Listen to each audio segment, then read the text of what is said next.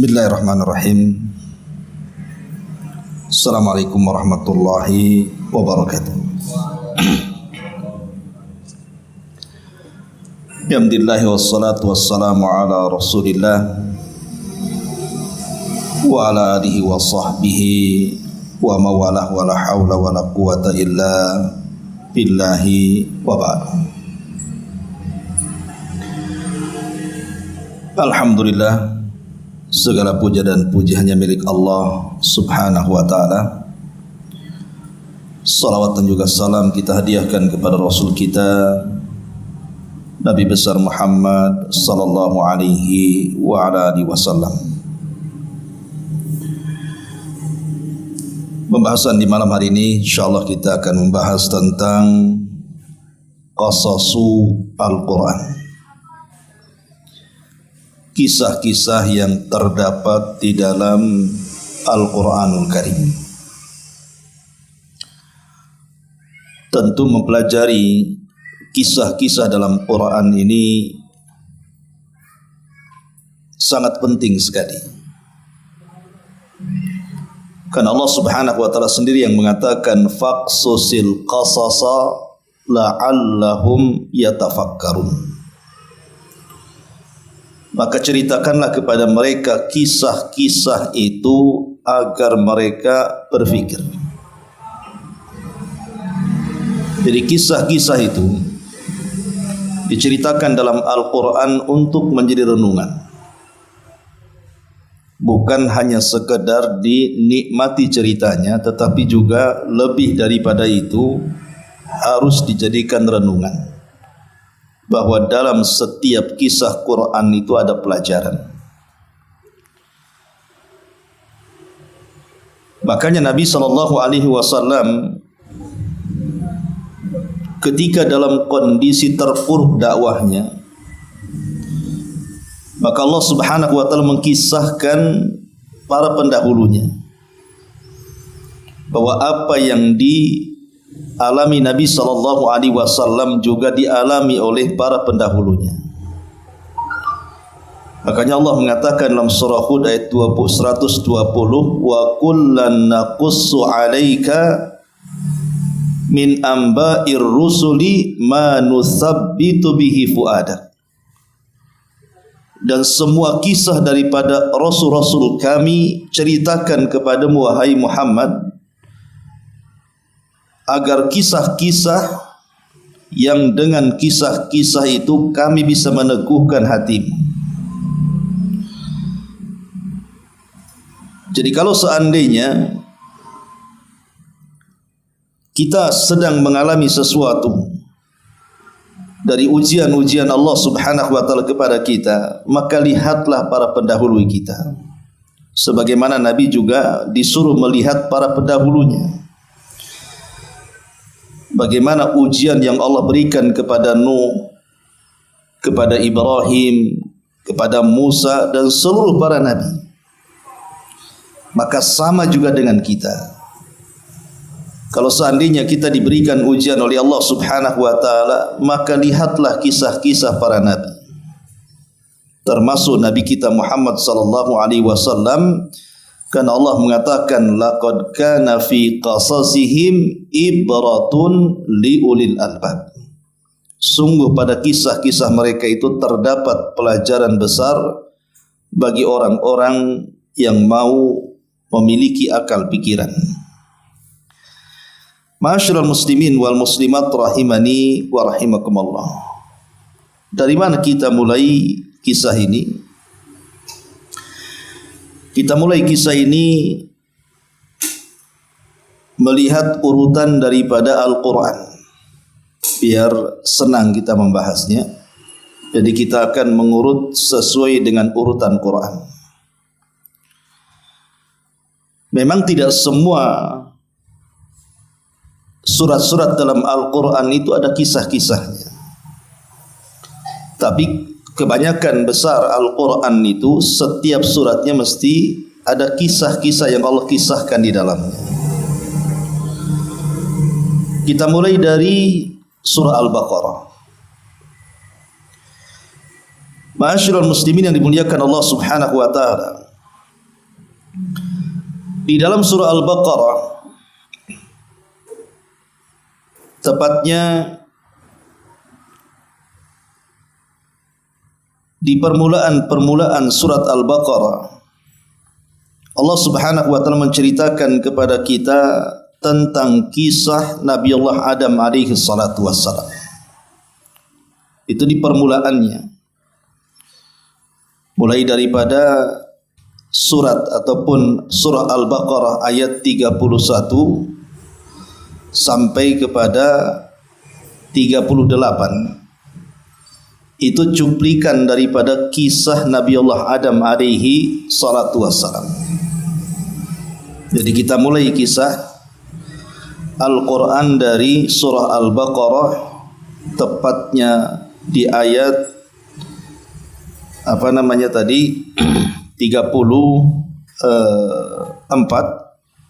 atau 31 sampai 38. Baik, kita akan bacakan dulu ayatnya dan kita urutkan kisah-kisahnya.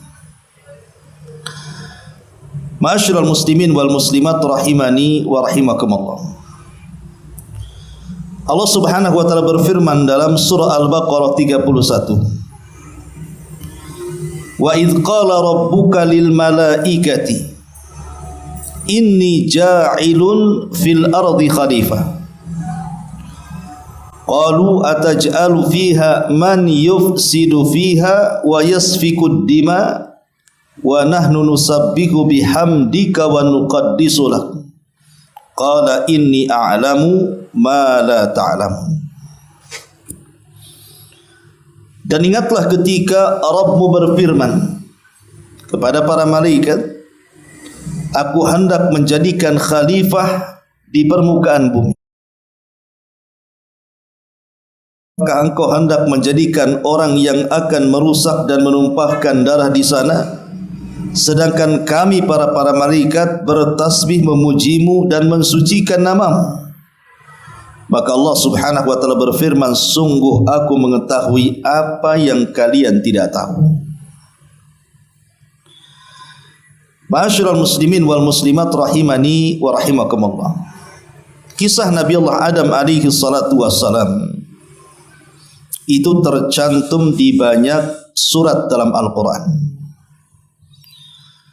Bahkan penyebutan Nabi Adam sendiri dalam Quran itu tersebut 25 kali. Di antaranya disebutkan dalam Al-Baqarah 31 yang sedang kita bicarakan.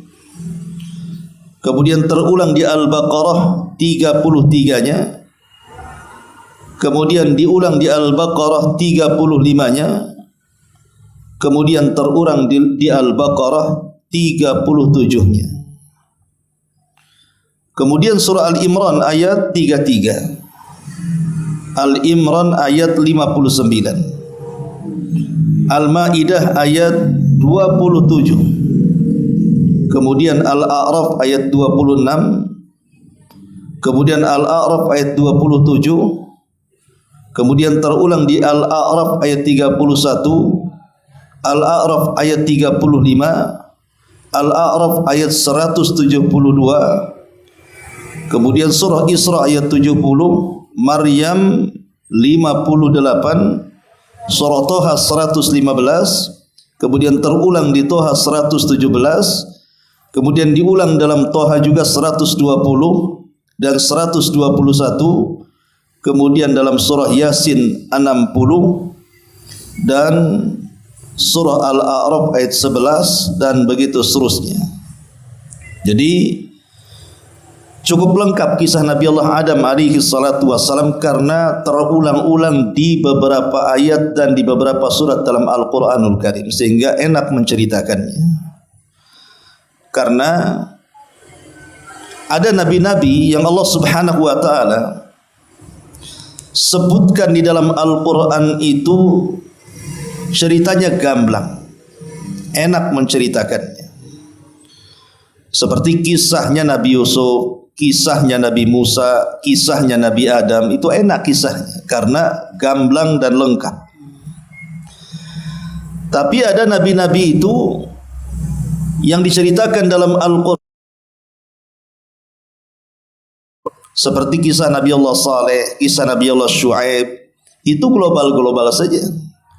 Dan yang lebih parah juga ada yang hanya ada namanya tapi tidak ada kisahnya, seperti Ilyasa, Zulkifli, ada namanya tercantum dalam Quran tapi kisahnya tidak ada. Makanya Allah Subhanahu wa taala mengatakan dalam surah An-Nisa ayat 164 dan 165, wa rusulan qad qasasnahum 'alaika min qablu wa rusulan lam naqsushum 'alaika wa kallamallahu Musa taklima rusulan mubasysyirin wa mundzirin li'alla yakuna lin-nasi 'ala Allahi hujjatun ba'da ar-rusul wa kana Allah azizan hakima. Dan kami telah mengutus rasul-rasul yang sungguh telah kami kisahkan tentang mereka kepadamu dulu. Tapi rasul-rasul yang tidak kami kisahkan tentang mereka juga kami tidak kisahkan kepadamu. Dan Allah telah berbicara kepada Musa dengan langsung. Mereka kami utus selaku rasul-rasul pembawa berita gembira dan pemberi peringatan agar supaya tidak ada alasan bagi manusia membantah Allah sesudah diutus rasul-rasul itu, dan Allah Maha Perkasa lagi Maha Bijaksana. Ma'asyiral muslimin wal muslimat rahimani wa rahimakumullah. Baik, kita akan fokus kepada kisah Nabi Allah Adam alaihi salatu wassalam. Di sini Allah Subhanahu wa taala menghabarkan kepada para malaikat bahwa Dia akan menciptakan makhluk yang namanya manusia.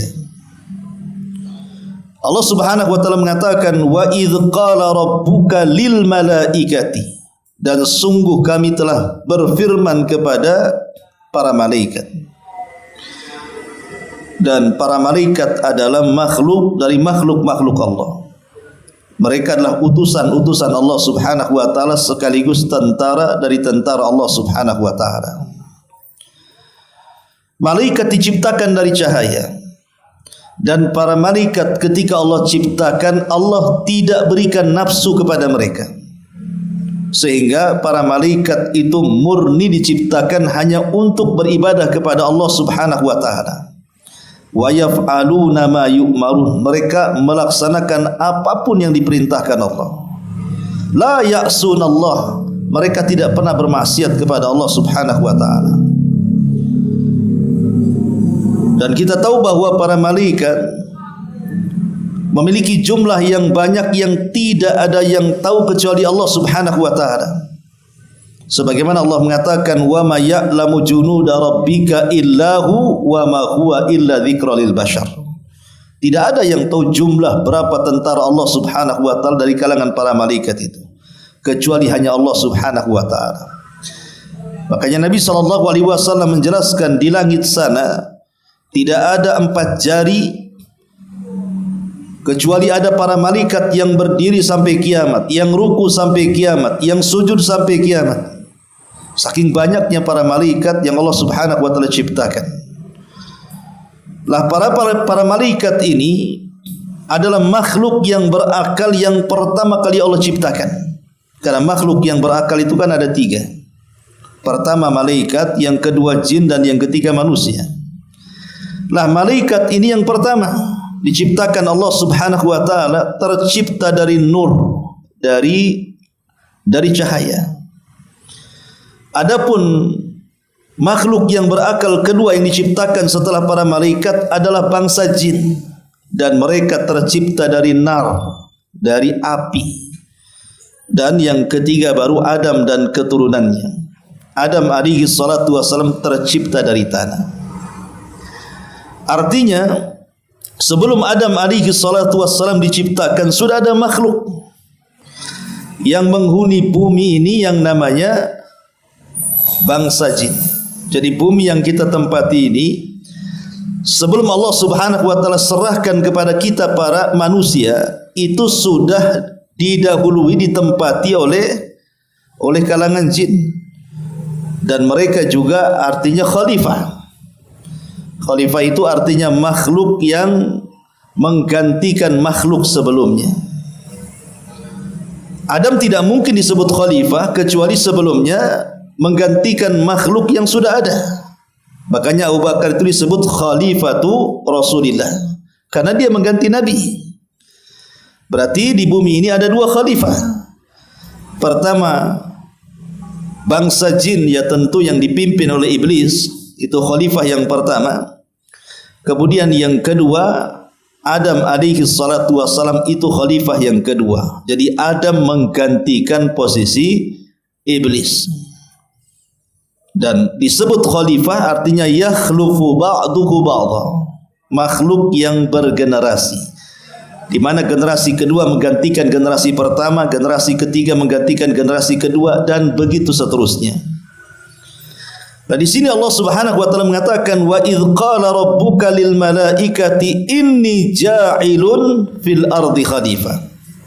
Sesungguhnya kata Allah Subhanahu wa taala, aku akan menjadikan di bumi ini makhluk yang akan menggantikan makhluk sebelumnya. Maksudnya Adam yang akan menggantikan posisi iblis dan para jin yang ada sebelumnya. Muslimat rahimani wa rahimakumullah.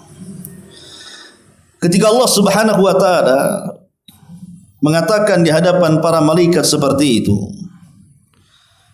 kemudian para malaikat mengatakan di hadapan Allah Subhanahu wa taala, memberikan tawaran.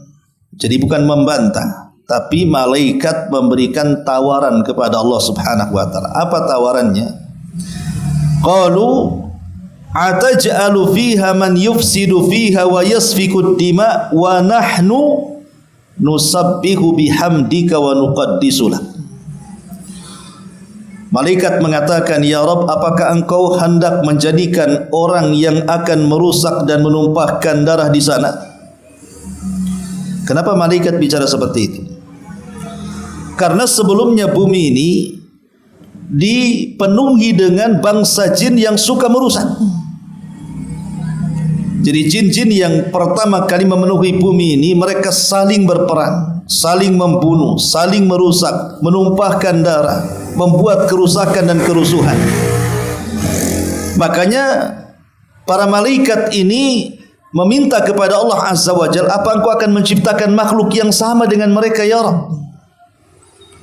Tentu ini istijal, ya, maksudnya terburu-burunya para malaikat. Ya, dalam kondisi-kondisi tertentu terburu-buru itu kan tidak baik. Karena kan Allah belum menciptakan, baru akan. Tapi malaikat sudah terburu-buru menilai. Karena melihat makhluk sebelumnya memang sebagai perusak bangsa jin itu. Akhirnya disinilah kemudian para malaikat menawarkan dirinya, atau dalam bahasa Arab disebut al-ard namanya. Apa kata malaikat?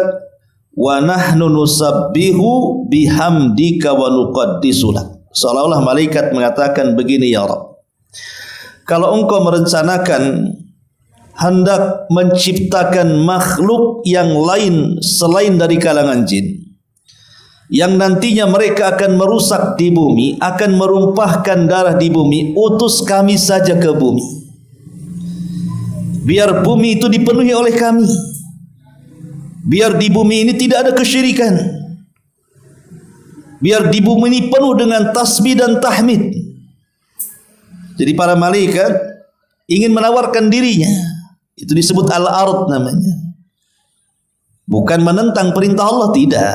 Ya, karena ada orang yang mentafsirkan seolah-olah ini malaikat menyanggah gitu ya, menentang perintah Allah. Tidak. Malaikat menawarkan dirinya. Daripada kau ciptakan makhluk yang sebelumnya sudah ada makhluk yang merusak dan menumpahkan bumi, kami saja turunkan ke bumi, gitu maksudnya. Biar kami di bumi ini bertasbih kepadamu, memuji kamu, membersihkan kamu, mensucikan kamu, dan begitu seterusnya. Baik niatnya para malaikat, karena malaikat tidak suka dengan kerusakan, tidak suka dengan kemungkaran. Tapi Allah Subhanahu wa taala tegaskan kepada para malaikat, inni a'lamu ma la ta'lamun. Wahai para malaikat, aku lebih tahu makhluk yang akan kuciptakan dibandingkan dirimu sendiri. Itulah namanya istijal, malaikat terburu-buru. Malaikat tidak tahu bahwa nanti kalau Allah menciptakan Adam dan turunannya, ada di antara mereka yang jauh lebih mulia dibandingkan para malaikat. Ya. Ada makhluk-makhluk dari kalangan manusia itu justru kedudukannya jauh lebih mulia dibandingkan para malaikat. Malaikat tergesa-gesa mengatakan seperti itu di hadapan Allah Subhanahu wa taala. Ma'asyiral muslimin wal muslimat rahimani wa rahimakumullah. Al-Imam Ibnu Katsir rahimahullahu taala menyebutkan dalam kitabnya Al-Bidayah wa Nihayah, ketika Allah Subhanahu wa taala mulai menciptakan Adam alaihi salatu wassalam, maka Allah Subhanahu wa taala mengutus malaikat Jibril agar Jibril ini turun ke bumi. Untuk apa? Untuk mengambil tanah sebagai bahan baku penciptaan Adam alaihi salatu wassalam. Turunlah Jibril menuju bumi. Ketika sampai di bumi, bumi menolaknya dan mengatakan, a'udzu billahi mink an tanqusa minni. Aku berlindung kepada Allah, wahai Jibril, kalau engkau berani mengambil sedikit saja dari tanahku, sebaiknya kau kembali kepada Rabbmu. Kenapa tanah mengatakan seperti itu atau bumi mengatakan seperti itu kepada Jibril? Karena bumi tahu bahwa nanti ciptaan yang Allah akan ciptakan yang bahan bakunya dari tanah yang berasal dari bumi, ada di antara mereka yang menjadi orang-orang yang akan merusak di bumi dan akan menjadi penduduk neraka. Makanya bumi tidak mau dan meminta Jibril untuk kembali. Maka Jibril pun kemudian kembali dan tidak berhasil mengambilnya. Kemudian Allah Subhanahu wa taala mengutus lagi malaikat yang lain, Mikail. Tapi sama juga kasusnya, Mikail pun ditolak bumi. Dan bumi juga berlindung kepada Allah, kalau Mikail mengurangi tanah yang ada di bumi yang akan diciptakan makhluk yang dikehendaki. Maka Mikail pun kemudian naik lagi ke langit dan tidak berhasil untuk mengambil. Sampai ketika beberapa para malaikat tidak berhasil, yang terakhir Allah Subhanahu wa taala utus para malaikat yang disebut dengan Malakul Maut. Lah, Malakul Maut ini berhasil mengambil tanah di bumi. Ketika bumi mengatakan, aku berlindung kepadamu untuk mengambil atau mengurangi tanah yang ada di bumi, maka Malakul Maut mengatakan, aku pun berlindung kepada Allah kalau aku naik dan tidak membawa tanahmu, katanya. Dua-duanya sering berlindung. Bumi berlindung kepada Allah agar malaikat maut tidak mengambil, malaikat maut pun berlindung kepada Allah kalau dia tidak mengambil tanah itu dan kembali menghadap Allah Subhanahu wa taala. Lah karena dia adalah malaikat satu-satunya yang berhasil mengambil tanah, sejak itulah dia dinobatkan oleh Allah Subhanahu wa taala menjadi Malakul Maut, kematian bagi makhluk yang akan diciptakannya, Adam dan anak turunannya. Ma'asyiral muslimin yang dimuliakan Allah Subhanahu wa taala, dalam hadis Nabi sallallahu alaihi wasallam bersabda, "Innallaha khalaqa Adam min qabdatin qabadaha min jami'il ardi." Sesungguhnya Allah Subhanahu wa taala ketika menciptakan Adam itu, maka Allah Subhanahu wa taala mengambil beberapa jenis-jenis tanah yang ada di semua permukaan bumi. Kemudian Rasul mengatakan, faja'a banu Adam ala qadril ardi, karena hampir kesemuaan bahan baku Adam itu dari bumi, maka Bani Adam juga memiliki sifat seperti sifat-sifat bumi, sifat-sifat tanah. Faja'a minhumul abyad wal ahmar wal aswad wa baina dhalik wal khabith wat tayyib was sahlu wal haznu wa baina dhalik. Maka lihatlah anak Adam, di antara mereka ada yang berwarna putih karena ketika Malakul Maut mengambil tanah sebagai bahan baku Nabi Adam itu juga dengan berbagai macam warna tanah. Ada warna yang putih, ada warna yang merah, ada warna yang hitam, dan warna-warna yang bercampur lainnya.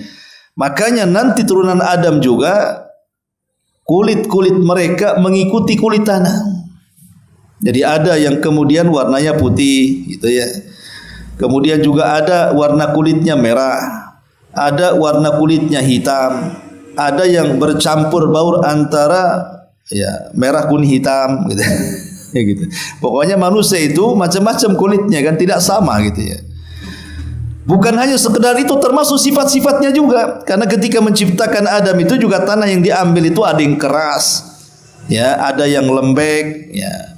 Ada yang di antara keduanya, antara keras dan lembek dan begitu seterusnya. Maka manusia juga akhirnya seperti itu. Datanglah manusia yang jahat, manusia yang baik, manusia yang mudah, manusia yang keras, manusia yang sedih, dan begitu seterusnya. Jadi sifat-sifat manusia itu dikembalikan kepada sifat-sifat tanah, dari kulitnya sampai kepada wataknya. Ma'asyiral muslimin yang dimuliakan Allah Subhanahu wa taala, intinya setelah Allah Subhanahu wa taala kemudian menciptakan Adam alaihi salatu wassalam di langit sana, maka iblis mendengar. Kita tahu bahwa kenapa iblis sampai di bumi, bersama para malaikat di langit sana. Jadi ketika bangsa jin yang ada di bumi itu, mereka menjadi makhluk yang merusak, menumpahkan darah.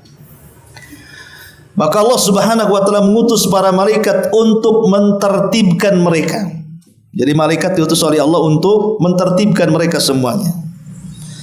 Sehingga ada para malaikat yang saat ditertibkan bangsa jin yang saat ditertibkan para malaikat yang melawan, maka mereka dipenjarakan di pulau-pulau yang kosong, di lautan, di sungai. Akhirnya kemudian mulailah bangsa jin mulai tertib. Sudah tidak ada lagi yang merusak, menumpahkan darah setelah para malaikat diutus oleh Allah untuk menyerang mereka. Kemudian menculik salah satu pembesar dari mereka.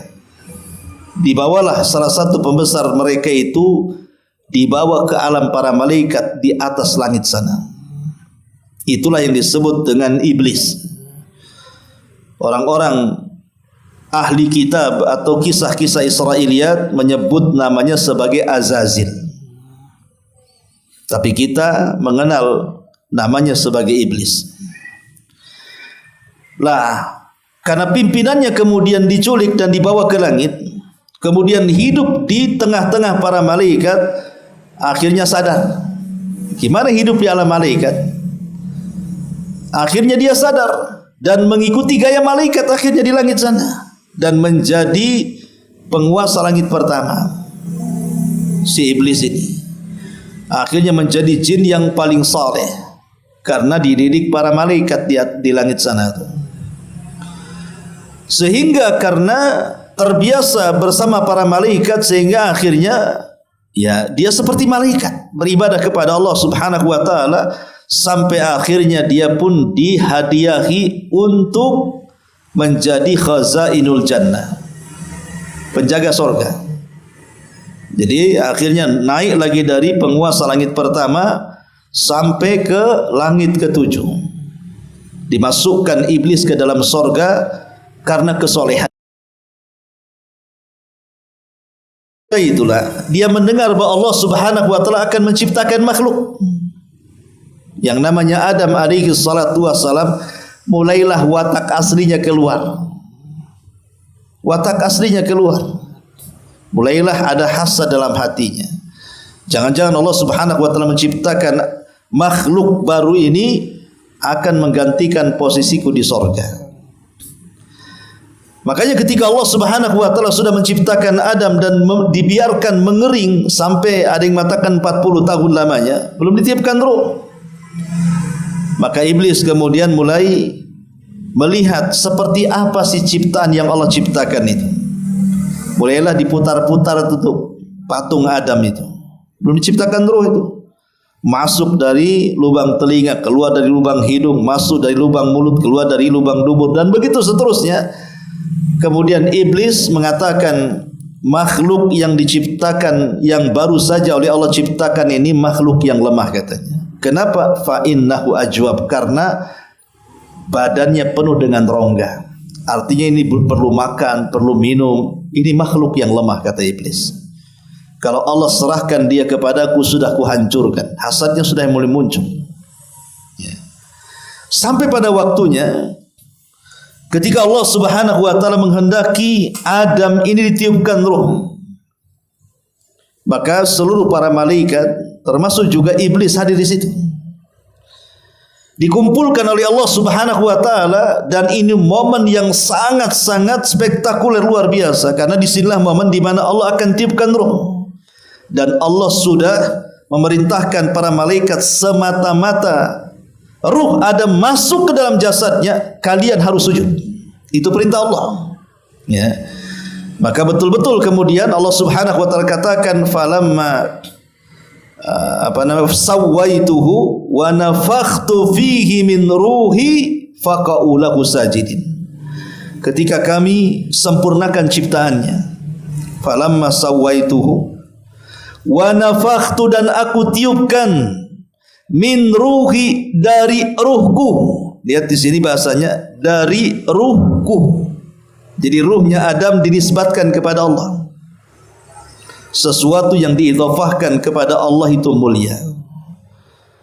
Baitullah mulia karena dinisbatkan atau diidhafahkan kepada Allah. Naqatullah, untanya mukjizatnya Nabi Saleh, untanya Allah, ya. Pokoknya sesuatu yang sifatnya diidhafahkan kepada Allah, maka sesuatu itu akan menjadi mulia. Nah, ketika Allah Subhanahu wa taala menyebutkan kalimat ruh Adam diidhafahkan kepada dirinya, min ruhi, dari ruhku, gitu ya. Artinya ruh Adam ini mulia karena diidhafahkan kepada Allah. Semata-mata ruhku masuk ke dalam jasad Adam, faqa'u, maka kalian wajib tersungkur sujud, faqa'u lahu sajidin. Maka betul-betul ketika ruh itu masuk, para malaikat pun sujud kepada Adam alaihi salatu wassalam. Sujud kepada apanya? Sujud kepada ruhnya, bukan ke dalam kepada jasadnya. Karena Allah Subhanahu wa taala menisbatkan ruh Adam kepada dirinya. Menisbatkan artinya menyandarkan ruhnya Adam kepada dirinya. Jadi Adam itu kan terangkai dari jasad dan ruh. Yang mulia dari jasad dan ruh itu ada ruhnya, bukan jasadnya. Jadi kita ini kan terangkai dari dua nih, satu jasad, satu ruh. Yang mulia dari badan kita ini bukan jasad kita, tapi ruh kita. Makanya Allah Subhanahu wa taala, Nabi sallallahu alaihi wasallam mengatakan apa? Rasulullah SAW mengatakan, innallaha la yanzuru ila suwarikum wala ila wala ila amwalikum walakin yanzuru ila qulubikum wa a'malikum. Sesungguhnya Allah tidak melihat fisikmu, tidak pula melihat hartamu, tapi yang Allah lihat adalah hatimu dan amalmu. Dan hati itu dikembalikan kepada mana? Kepada ruh. Kalau saya mau buat logika seperti ini, kawan. Kalau seandainya ada orang hidup, antum ikat, kemudian antum gali kuburan, kemudian antum masukkan orang itu hidup-hidup, kemudian dikuburkan, kira-kira apa kata manusia? Antum dibilang sadis itu kan? Masa menguburkan orang masih hidup? Kan itu ya. Kenapa kemudian antum dibilang sadis? Karena belum layak dikubur. Dia masih hidup. Mungkin antum dianggap pembunuh kan gitu. Karena tempatnya bukan di situ. Tapi coba kalau seandainya ada jasad yang sudah tidak ada ruhnya. Walaupun dia seorang presiden, seorang menteri, jangan dikubur. Ya. Antum taruh saja di kursi gitu ya. Enggak usah dikubur. Kira-kira seminggu atau 2 minggu gitu kan. Biarkan di kursi itu. Kira-kira antum dikatakan apa manusia? Orang itu jahat sekali katanya. Masa mayat ditaruh di kursi? Bawalah ke kuburan sana. Dikubur di sana. Kan harusnya kan gitu kan itu ya. Karena memang tempatnya di situ. Jadi jasad ini kalau sudah tidak ada ruhnya, maka tidak ada kemuliaan sedikit pun, ikhwan. Walaupun dia presiden, walaupun dia menteri, walaupun dia orang kaya, kalau jasad ini sudah tidak ada ruhnya, maka tidak ada kemuliaan lagi dalam hidupnya. Makanya kenapa kemudian para malaikat ini sujud kepada Adam itu bukan kepada fisik Adam, tapi kepada ruh yang dimasukkan ke dalam Adam, karena ruh yang dimasukkan ke dalam Adam itu bukan ruh biasa, tapi ruh yang disandarkan kepada Allah Subhanahu wa taala sehingga memiliki kemuliaan. Dan sujudnya para malaikat ini bukan sujud ibadah, tapi sujud takrim, sujud penghormatan. Bahkan ada sebagian ahli tafsir mengatakan sujudnya para malaikat itu menjadikan Adam kiblat bagi mereka seperti kita menjadikan Ka'bah itu kiblat dalam sujud salat kita. Ya. Ada mengatakan seperti itu menurut sebagian ahli tafsir. Ma'asyiral muslimin wal muslimat rahimani wa rahimakumullah.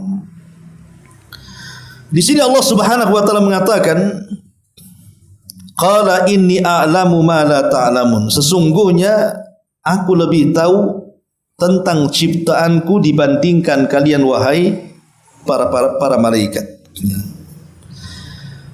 Ketika seluruh para malaikat sujud, menunjukkan apa? Kemuliaan Adam alaihi salatu wassalam jauh lebih mulia dibandingkan para malaikat. Sekarang malaikat tahu siapa makhluk yang diciptakan Allah. Karena dengan sujudnya para malaikat kepada Adam menunjukkan Adam lebih mulia dibandingkan para malaikat. Bukan Adam yang sujud kepada para malaikat, malaikat yang sujud kepada Adam. Menunjukkan posisi Adam lebih mulia dibandingkan para malaikat, gitu maksudnya. Sekarang baru kau tahu, inilah ciptaanku, kata Allah Subhanahu wa ta'ala. Berbeda dengan para malaikat yang sami'na wa ata'na, dengan iblis yang hadir di tengah-tengah para malaikat. Iblis tidak mau.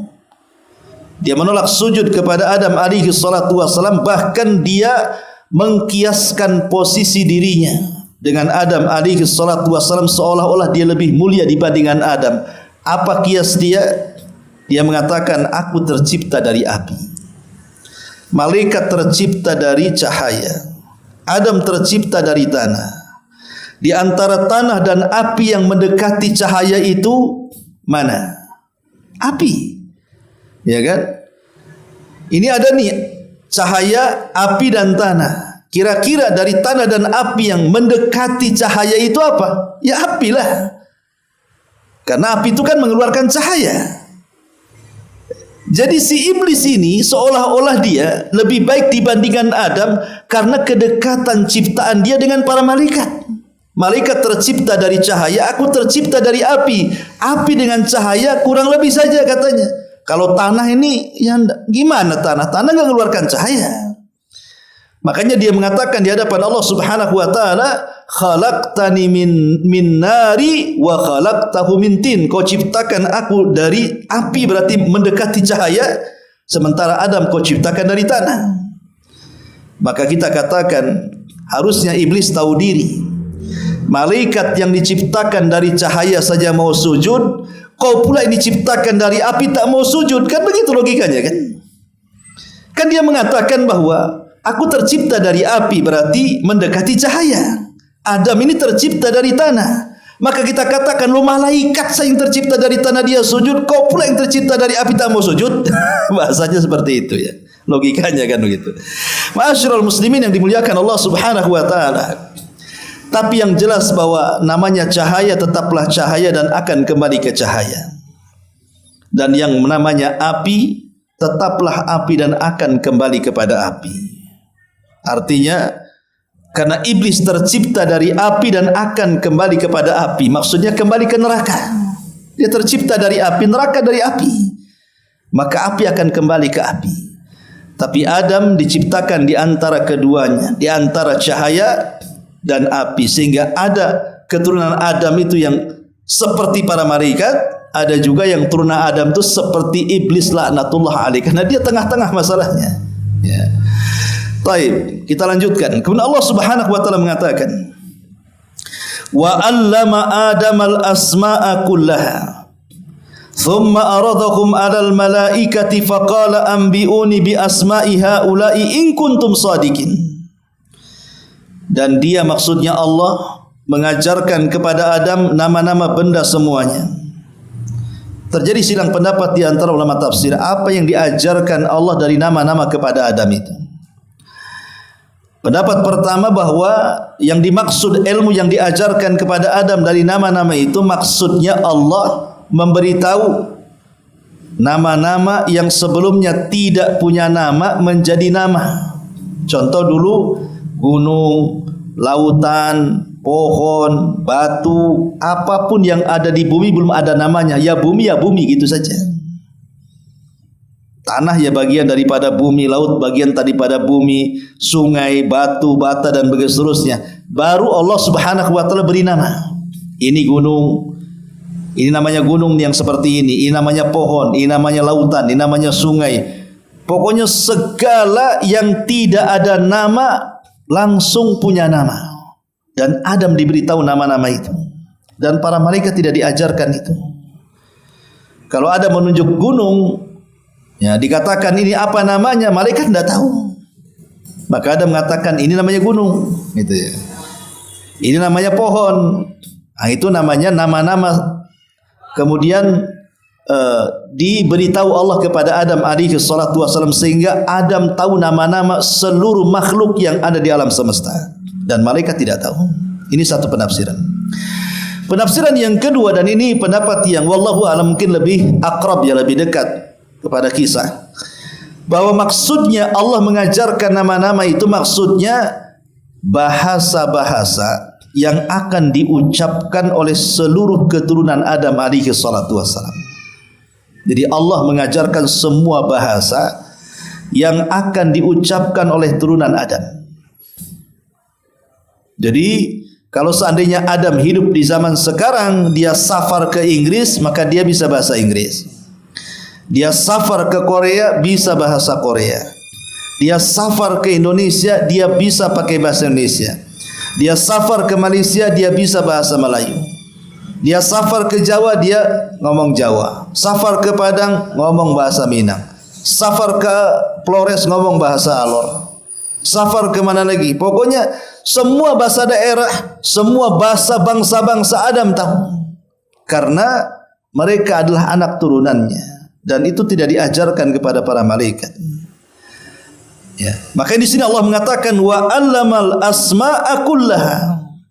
Maka Allah Subhanahu wa taala ajarkan kepada Adam nama-nama benda semuanya. Maksudnya bahasa-bahasa yang akan diucapkan oleh kaumnya.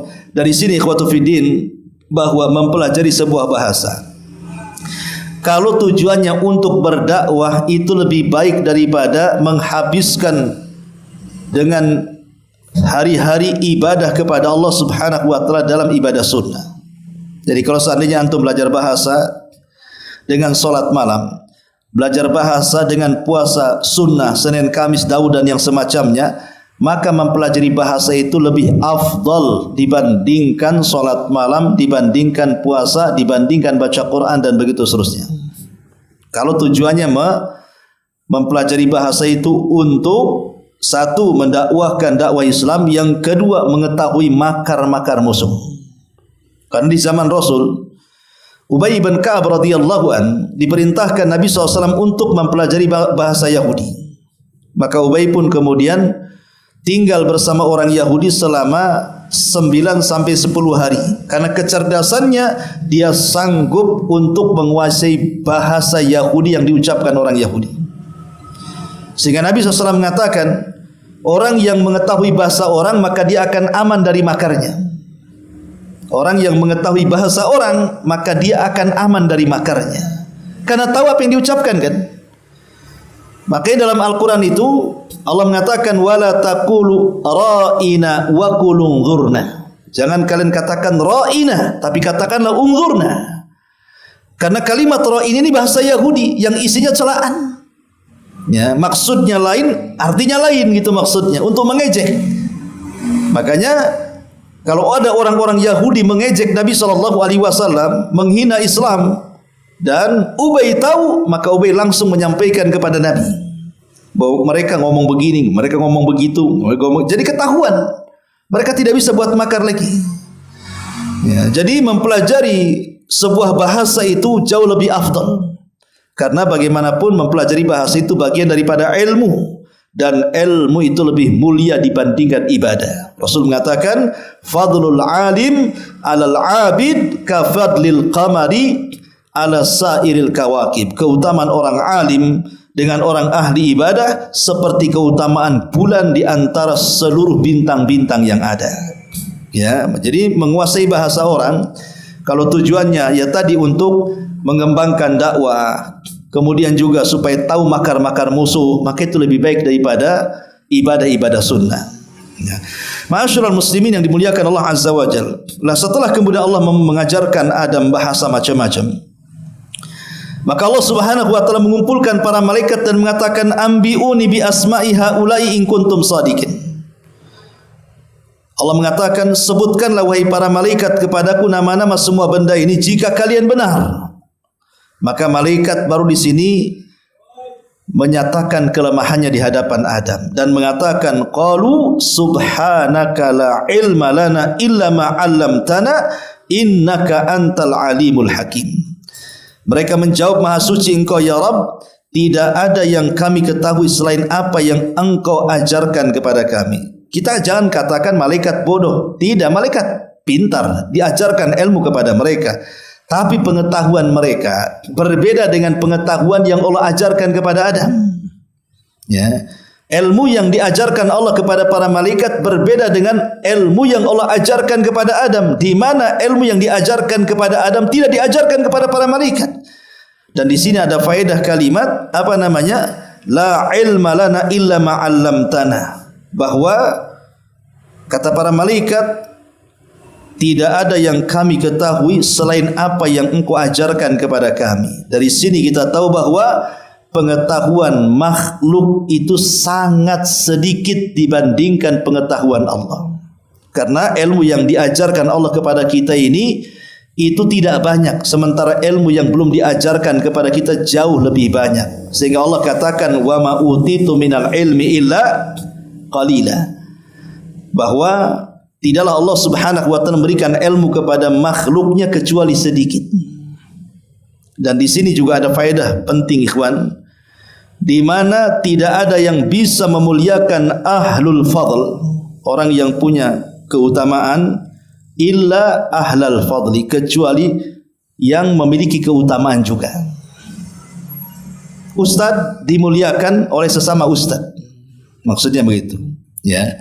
Orang yang berilmu akan dimuliakan oleh sama-sama orang yang berilmu.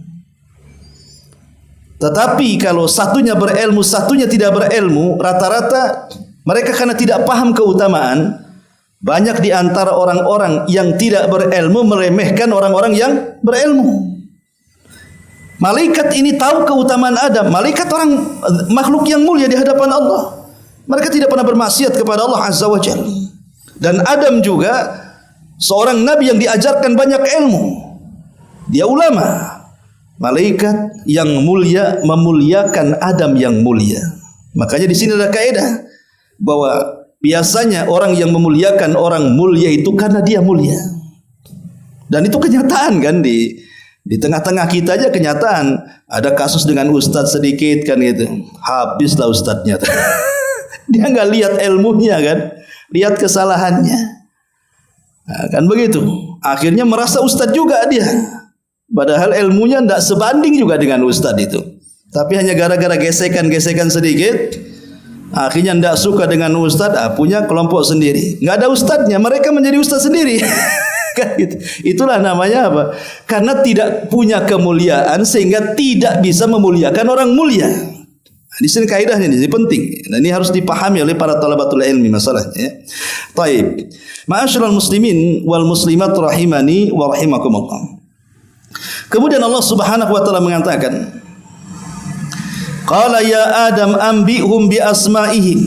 Wahai Adam, beritahu kepada mereka para malaikat nama-nama yang sudah kuajarkan itu.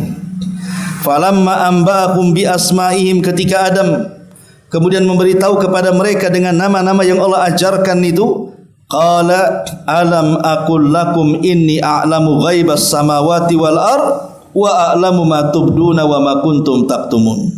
Maka Allah katakan di hadapan para malaikat, bukankah telah aku katakan kepada kalian bahwa aku mengetahui rahasia langit dan bumi, dan aku mengetahui apa yang kamu nyatakan dan apa yang kamu sembunyikan. Kan pada awalnya malaikat mengatakan apa?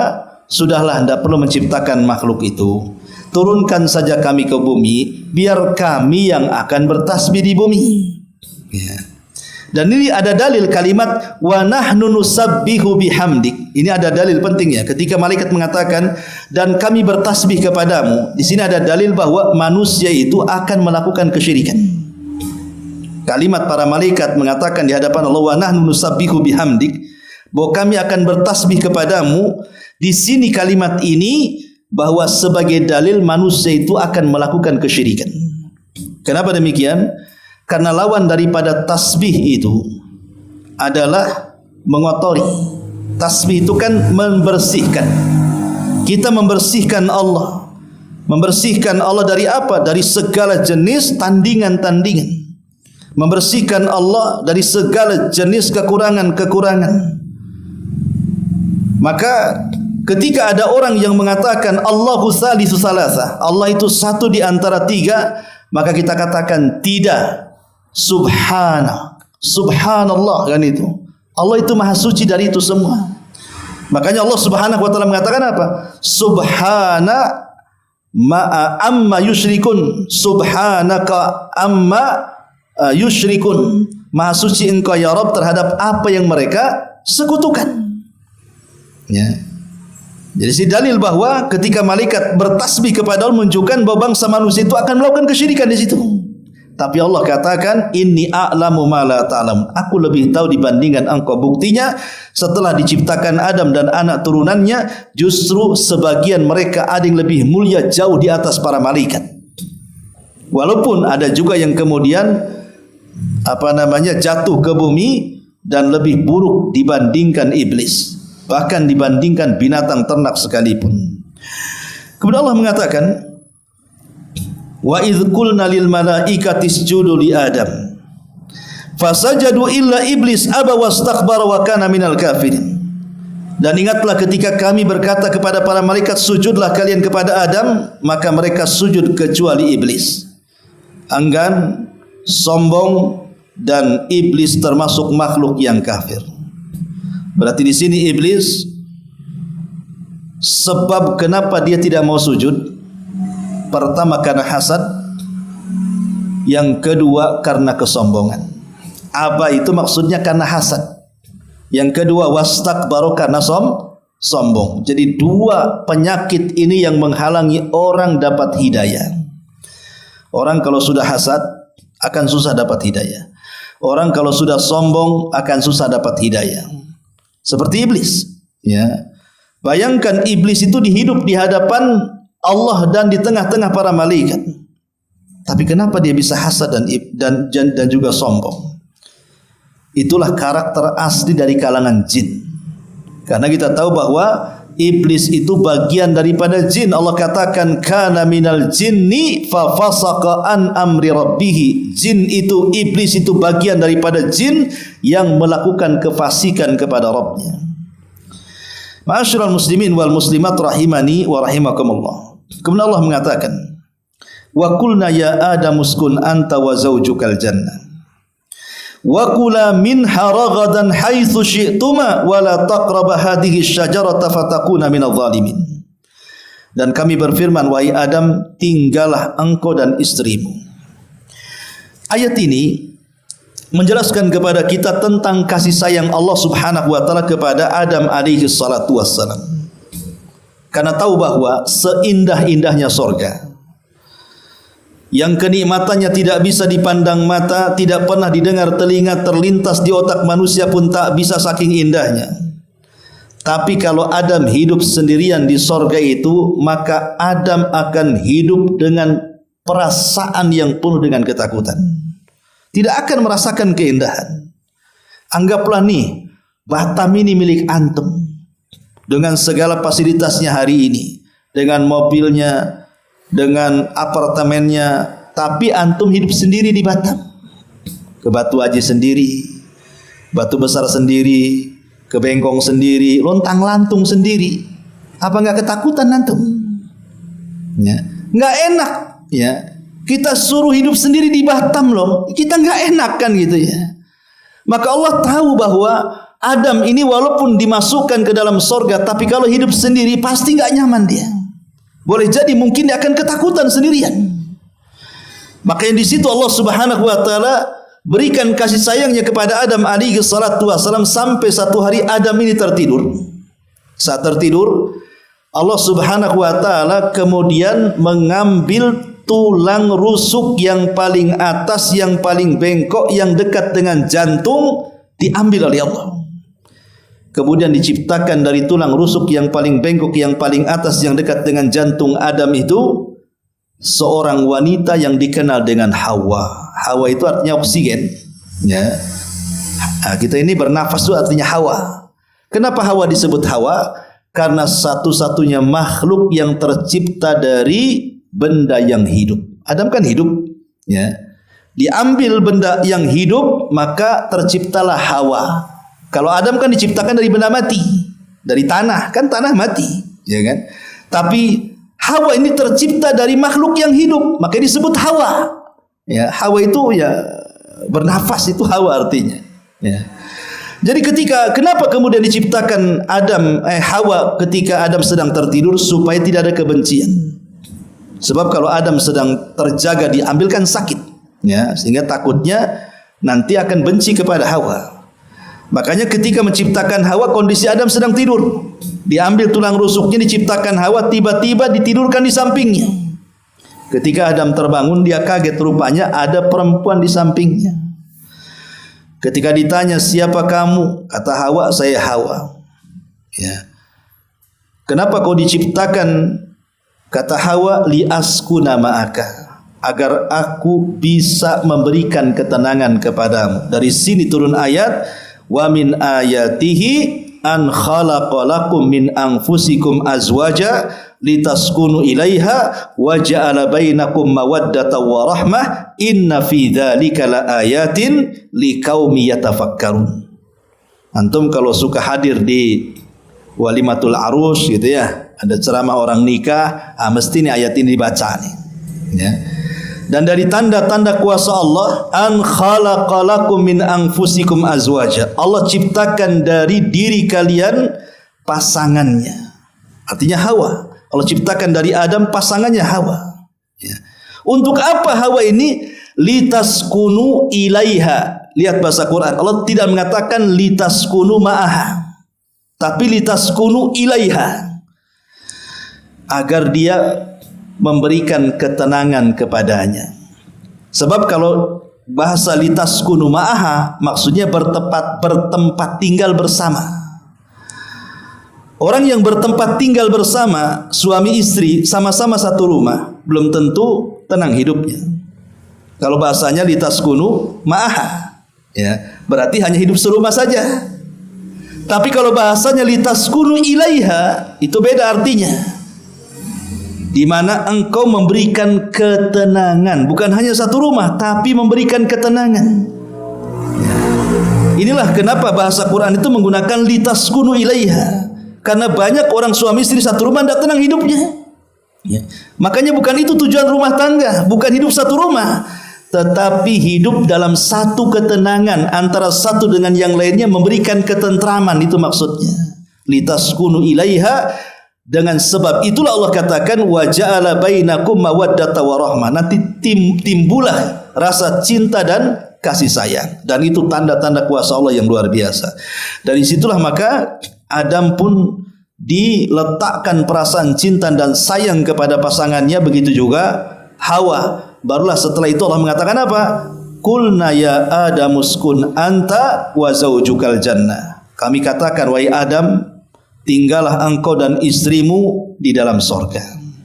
Nah, silakan kamu bulan madu sana di sana, ya bahasanya, ya. Wa kula minha, makan apapun kenikmatan yang ada di dalam sorga itu. Ragadan haitsu syi'tuma, apapun kenikmatan sorga nikmati. Makanan apapun yang ada di sorga makan, minuman apapun yang di sorga minum, fasilitas apapun yang di sorga ambil, ya. Tetapi Allah mengatakan wala taqrabu hadhihi syajarah fatakuna minadh dhalimin. Tapi ingat, di sorga itu ada satu pohon loh, ya. Jangan kau dekat, jangan kau makan, karena kalau kau makan kau termasuk orang zalim. Bayangkan ikhwan, pohon di sorga itu ribuan jumlahnya. Tidak terhitung berapa jumlah pohon di sorga dengan segala jenis buah-buahannya. Arti kenikmatan di sorga itu banyak sekali. Hanya satu yang tak boleh didekati. Iya kan? Kenapa kemudian Adam bisa terperangkap dengan yang satu? Ada kaidah para ulama mengatakan bahwa biasanya manusia itu akan penasaran dengan sesuatu yang dicegah. Contoh nih, mamanya ruko ini ada 100 pintu. Silahkan masuk dari mana-mana, tapi jangan dari sini. Pasti orang penasaran kan? Kenapa nggak boleh lewat situ? Kan gitu, ya kan? Pas kali-kali penasaran juga tuh. Kenapa nggak lewat sini? Pasti akan berjubel di situ. Ada apa memang? Pasti akan dicari alasannya kan? Padahal pintu itu banyak. Kenapa dicari-cari alasannya gitu loh? Ah, itulah sesuatu yang dilarang biasanya dia penasaran tuh. Coba bayangkan, pohon-pohon di sorga itu ribuan, entah berapa jumlahnya, hanya satu jangan kau dekati, malah itu pula yang didekati. Coba. Nah, disitulah manusia ini, karena Adam seperti itu, maka watak manusia seperti bapaknya. Biasanya sesuatu yang dilarang itu pula yang didekati. Minuman yang halal itu banyak, kenapa ke khamar pula lah antum, itu yang dilarang. Ya. Yang halal dari wanita-wanita itu banyak, kenapa masuk dalam zina pula? Akan begitu jadinya kan. Padahal kan yang dihalalkan jauh lebih baik dibanding yang diharamkan kan. Tapi kenapa orang milih yang haram? Itulah kisahnya di sini.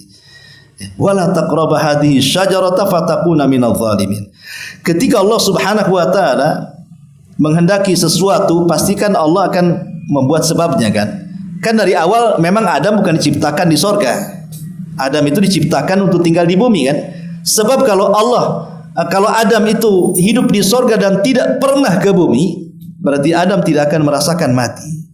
Sementara di sorga itu kan kekal, tidak mungkin mati. Sementara kullu nafsin dha'iqatul maut, setiap jiwa itu pasti mati. Adam itu termasuk jiwa di dalamnya, maka dia harus turun ke bumi dan mati di bumi. Kalau di sorganya kapan matinya? Ya.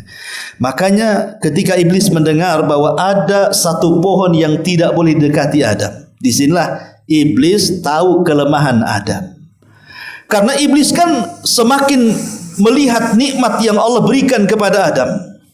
Setelah kemudian dia tidak sujud kepada Adam, dia dikeluarkan dari sorga, Adam pula yang masuk ke sorga, kan hasadnya makin tinggi tuh iblis itu.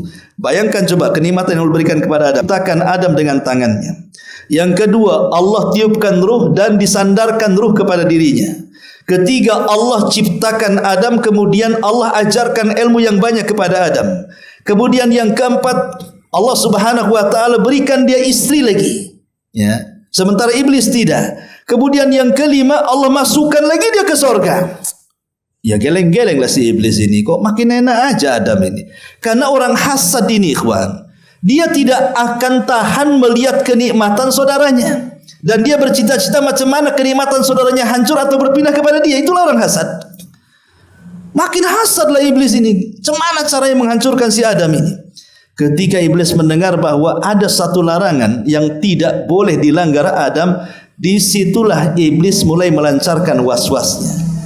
Makanya di sini Allah mengatakan, ya, fa azallahuma syaitanu anha fa akhrajahuma mimma kana fi. Lalu setan memperdayakan keduanya dari sorga sehingga keduanya dikeluarkan dari kenikmatan sorga tersebut. Jadi ada yang mengatakan, dan kan dalam ayat yang lain kan fawaswasa lahuma, maka iblis memberikan waswas kepada keduanya. Apa waswas keduanya? Dalam kisah-kisah Israiliyat, ya, ada yang mengatakan bahwa ini kisah Israiliyat ya, tidak boleh jadikan sandaran, hanya pelezat kisah saja.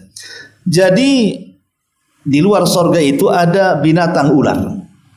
Itu selalu keluar masuk sorga. Ular itu. Ya. Lah iblis ini memanfaatkan ular itu.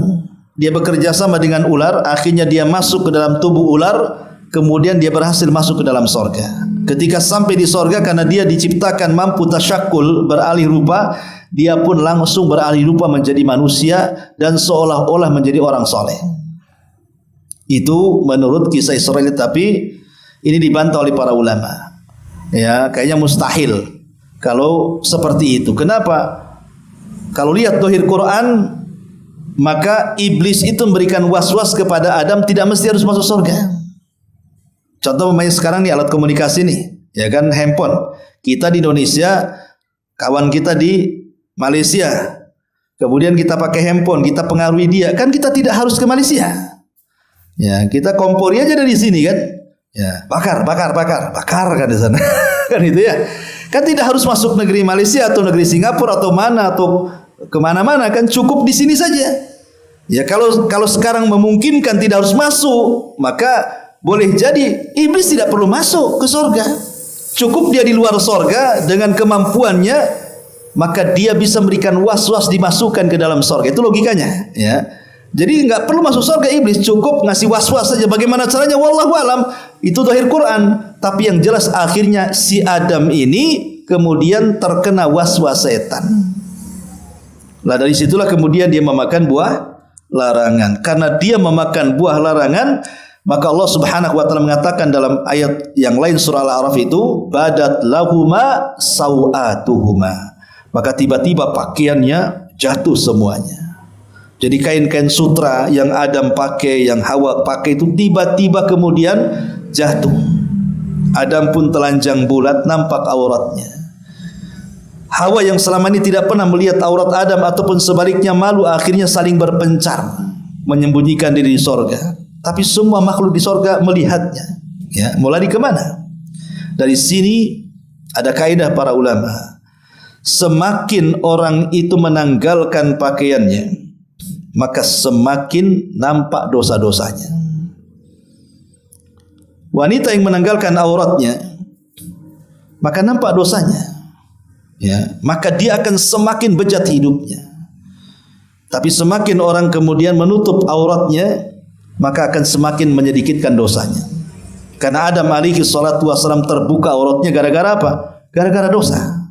Memakan buah larangan, terurai auratnya. Kan gitu ya.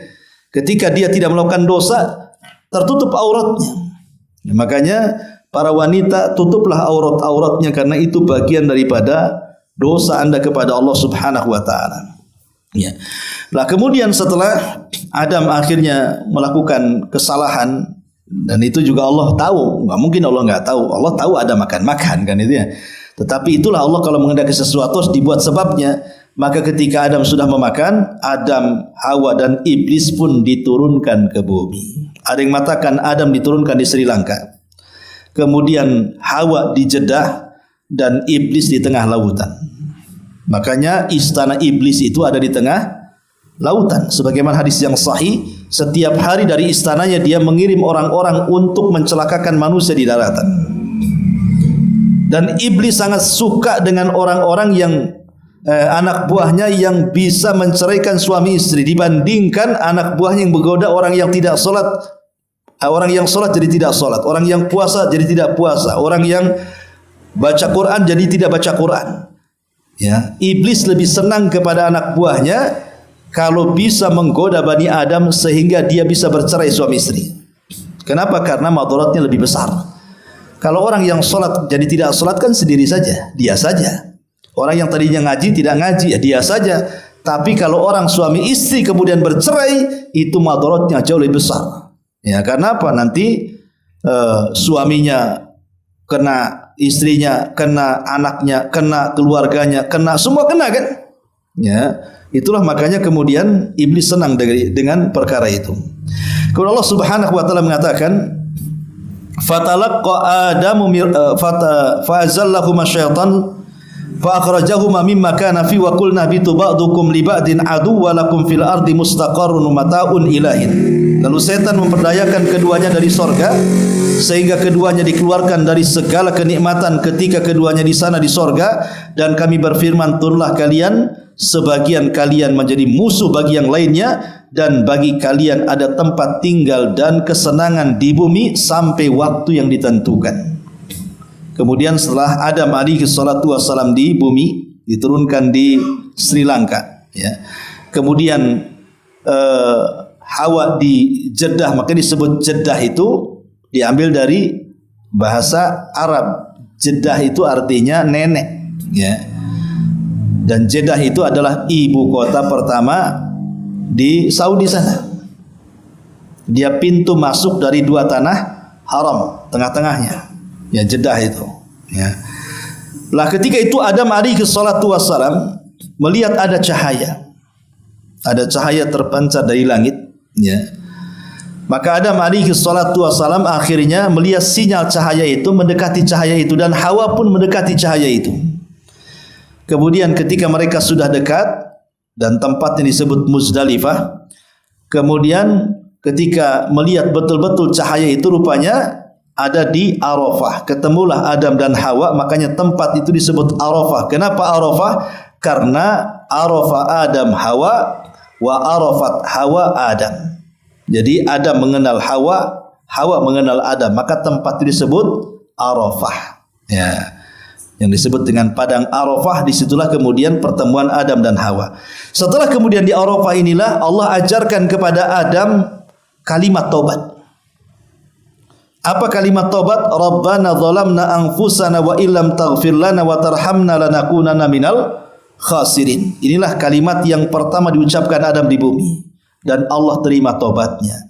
Setelah Allah Subhanahu wa taala menerima taubatnya Adam dan Allah Subhanahu wa taala mengampuni dosa-dosanya, maka ini pelajaran besar. Siapapun yang haji kemudian datang ke Arafah, kemudian wukuf, kemudian mengatakan Rabbana zalamna anfusana wa illam taghfir lana wa tarhamna lanakunanna minal khasirin, maka dosa-dosanya akan diampuni seperti Adam alaihi salatu wasalam meminta ampun di padang Arafah, diampuni oleh Allah Subhanahu wa taala.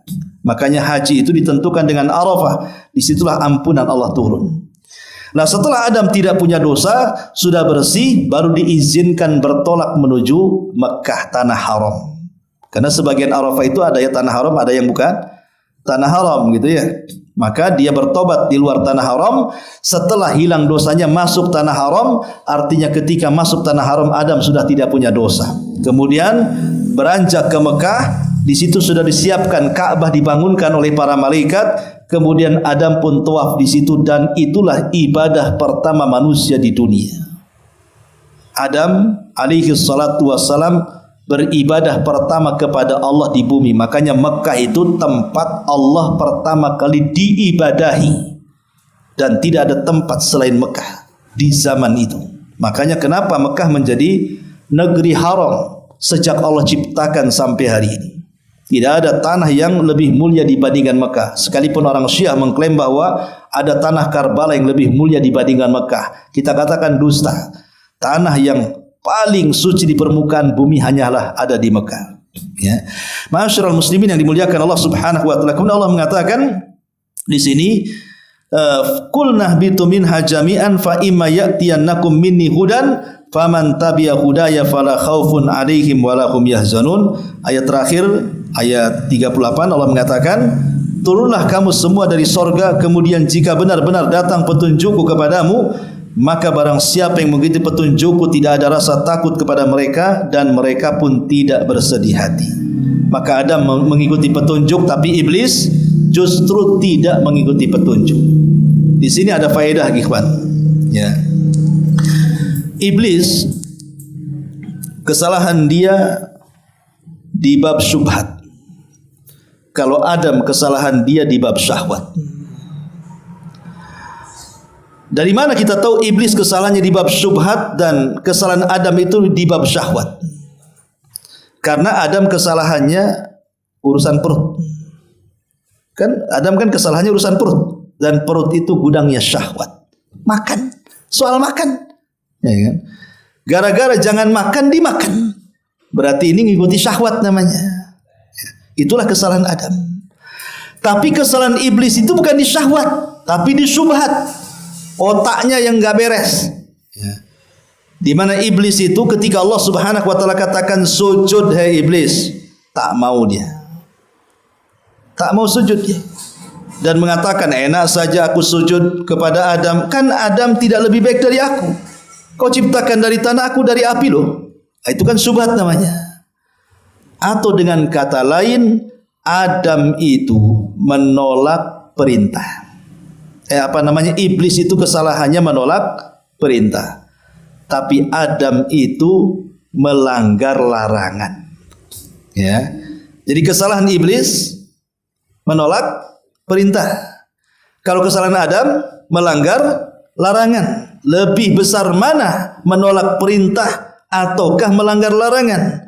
Maka ada kaidah mengatakan bahwa tarkul amri asyad min irtikabin nahyi. Ya. Meninggalkan larangan lebih besar dosanya dibandingkan melakukan keharaman. Solat, enggak solat. Jangan zina, malah zina. Maka orang yang meninggalkan solat artinya meninggalkan perintah. Orang yang jatuh ke dalam zina artinya mengerjakan larangan. Orang meninggalkan solat bisa kafir, tapi orang yang berzina selama dia tahu itu haram tidak akan kafir. Jadi pahami di sini. Berarti dosa iblis itu jauh lebih besar dibandingkan dosa Adam. Karena iblis itu dosa syubhat. Kalau Adam dosa syahwat. Iblis itu menolak perintah. Kalau Adam menerjang larangan. Dan kita tahu bahwa meninggalkan perintah lebih besar dosanya dibandingkan menerjang keharaman. Ini diantara khulasah dari kisah Nabi Adam alaihi salatu wassalam dalam surah Al-Baqarah, dan kita akan ketemu kisah-kisah yang lainnya dari kisah Al-Baqarah ini. Mudah-mudahan ada manfaatnya. Subhanakallahumma bihamdika asyhadu an la ilaha illa anta astaghfiruka wa atubu ilaik. Allahu taala alam. Assalamualaikum warahmatullahi wabarakatuh.